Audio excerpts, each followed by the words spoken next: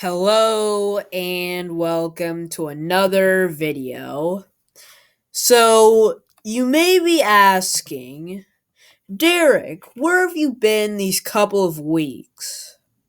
Well, actually, I wasn't asking at all. And to basically answer your question, I don't know. I was like talking about Phineas and Ferb triangles or something. I don't know.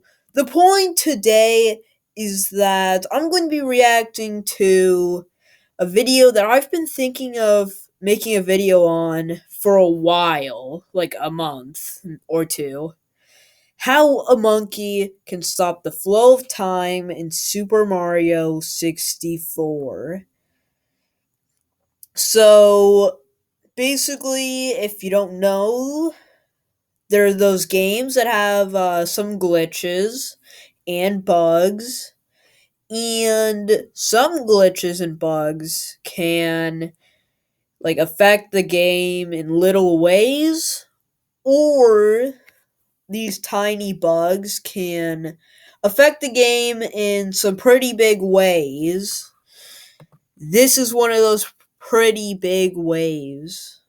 Ways. This is one of those pretty big ways. So I hope you guys enjoy this video, and let's just get to it already.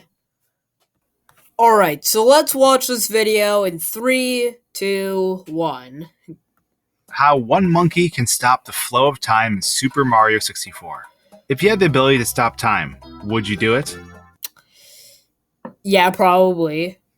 What sort of things would you do within a world that stood completely still? I don't know. Super Mario 64 is a game where, quite honestly, anything seems to be possible. The amount of time that the community has sunk into this game, dissecting its inner workings and breaking them down into a science, is incredible. Some of the most entertaining videos I've ever watched were based on this game's logic. Some noteworthy memes have exploded from this space too. But okay, yeah, that you can't really avoid that. Okay, let's be honest. Let's be honest. You can't really avoid the memes. there's one exploit that I want to talk about for a while now. And it sort of goes hand in hand with some topics I covered many years ago about Mario in general. And that is the ability to stop the flow of time itself. This is the time stop glitch of Super Mario 64. So, I hope you enjoy. Stopping the flow of time would allow us to hypothetically preserve the present, and being a Time Lord would be pretty darn cool. But while we can't stop time, we can preserve the world in a different way with established titles. Ever want to officially give yourself the title of Lord or Lady? That was smooth. I did not actually see that coming. Okay. That was cool. I did not see that coming. Now, okay. Let's watch the video. Super Mario. From the story of Mario's grandfather, to the mysterious paintings in the castle and their connection to EGAD's paintbrush, to the concept of preserved worlds and frozen moments in time. When the idea of stopping time in Super Mario 64 is brought up, a lot of people immediately assume tick-tock clock, since you can essentially freeze the clock in place. But in that case, the environment is frozen and the enemies and objects in the level are not. One could argue that every star itself is a frozen moment of time too. It's the reason why we can go to Whomp's fortress and fight the Whomp King, only to return to find a giant tower built in its place. But we can always go back to before the tower was built. And this instills the idea that time is sectioned off, and we have the ability to turn back the clock if we choose to. But okay, I never thought of that. I never thought of that. These two concepts could be argued as intended time freezing. These are functions the game doesn't hide, and they are accepted parts of the world. But let's talk about unintended time freezing, because a certain set of actions can actually freeze the world in its place, and many players have actually experienced this normally through gameplay. Now obviously, if you pause a game, the world around you simply stops moving. Mario and every object is locked into place, until the game is unpaused. But there's another action in the game that does something very similar. Anytime Mario opens a text box, the world around him freezes in place. The only things that aren't frozen in space are Mario and the object he's interacting with. So if we read a sign, every object around Mario gets held in place. And once we are done reading that sign, the world starts moving again. Same goes for if we run up to Koopa the Quick in Bob-omb Battlefield. His dialogue will start, and in this instance, both Mario and Koopa the Quick are the only two objects not frozen in time. We finish this conversation, the race starts, and time resumes. So basically, we can think of time as a switch that can be turned off and on. However, the game is designed to finish this loop so that the time flow is always turned back on after it is momentarily turned off. Much like pausing the game, at some point things must be unpaused. But it's actually the interruption of this action that allows us to enter a glitched, frozen world. And this all has to do with the fact that text boxes in Super Mario 64 will normally not appear on screen until Mario has touched the ground. So, going back to Koopa the Quick, you could honestly jump away from him the moment he tries to talk to you. Perhaps even try to fly away. By doing this, Koopa the Quick is activated, but he cannot talk to Mario until Mario lands. At this moment, the world is frozen, but once Mario lands, Koopa's text box will pop up, and time will resume once the conversation ends. This delayed text box is the key to freezing time, but we need a different application for it to be frozen completely. We need to cancel the Wait. Okay, that's actually pretty cool. I like that. Sequence of events that normally transpire when text boxes are called upon. And to do this, we're heading over to Tall Tall Mountain in the Japanese version of the game. We need to use the first version of the game to ever be released, since by the time we got the English version of the game, this glitch had been patched. The earliest example of this glitch I can find online is by a user named Toyuro2, who was executing a task run. Based on the video, it seems the glitch was already common knowledge for task runners. Mind you, this was uploaded in 2012, which is quite a long time after 1996. There had to have been a reason why they patched this back in 1996 though. So it's definitely something that was discovered a long time ago, not long after the game first launched. The glitch is still preserved in this version of the game though. After heading into Tall Tall Mountain, we need to make our way up to the monkey who can take Mario's hat. Normally, if we grab this monkey, our hat immediately appears on their head. Mario must then run after this monkey to get it back. If Mario grabs this monkey, once he stands back up, he'll begin talking with the monkey, who will then give him his hat back. And it's this cycle that we can break. Similar to Koopa the Quick, and how he waits for you to touch the ground to start talking, this monkey does the same thing. But because of the water nearby, we can disrupt this. If we dive at the monkey at the right time, he will take Mario's hat, but we will land in the water.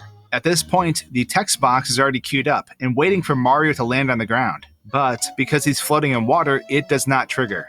If we jump out of the water and touch the ground with the monkey, the text box will pop up and resume the normal flow of events. But time is already frozen, waiting in anticipation for that to happen. So instead, we need to drop the monkey by either letting go of him in the water or going off the waterfall. The switch for the text box is still hit, but the trigger for the text box to appear can no longer occur because Mario isn't holding the monkey. Thus, the game gets stuck in limbo and time freezes across the level. So what happens when time is frozen?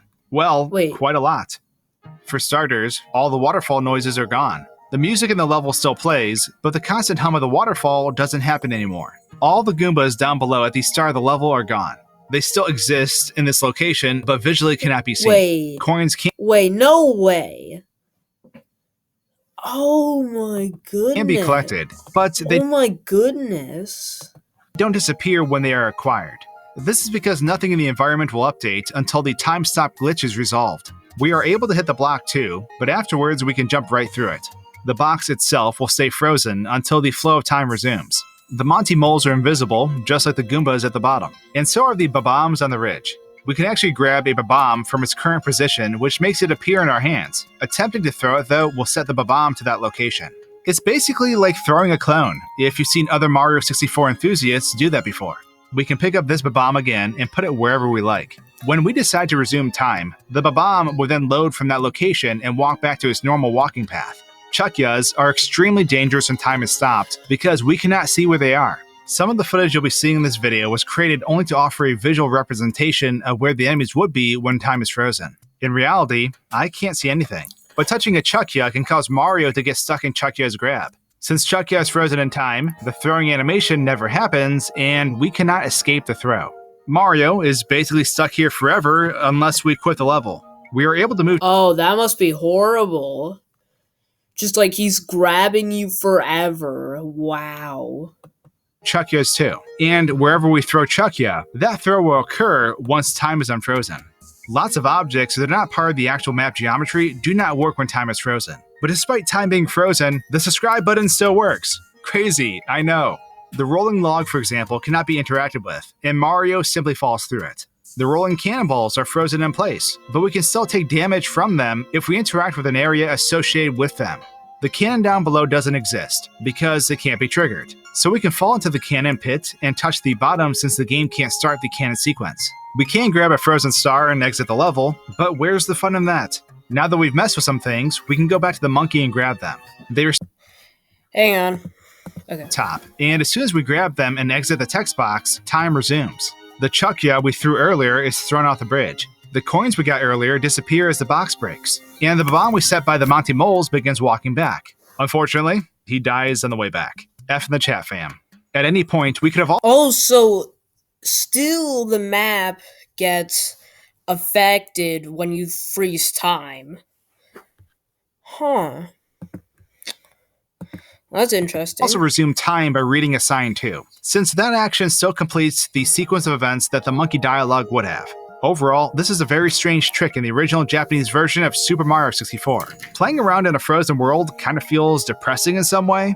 I don't know, there's just some weird existential feeling to it. But anyways, I hope you learned something new today. Subscribe for more videos just like this one, and I'll see you all soon. Wow, alright, that was the whole video. Alright, so this video that I just watched, it was really good. And I'm not just saying that because I haven't watched a video in a while.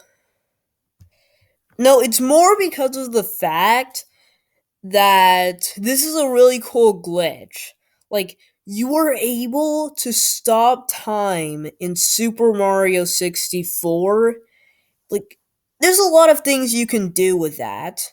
Now, I know it's only in one level, but it's still really cool. And I know it's not in, the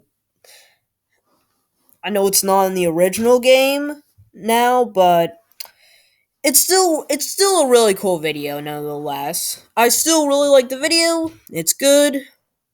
And that's all I have to say about it. Hope you guys enjoy this video. Bye.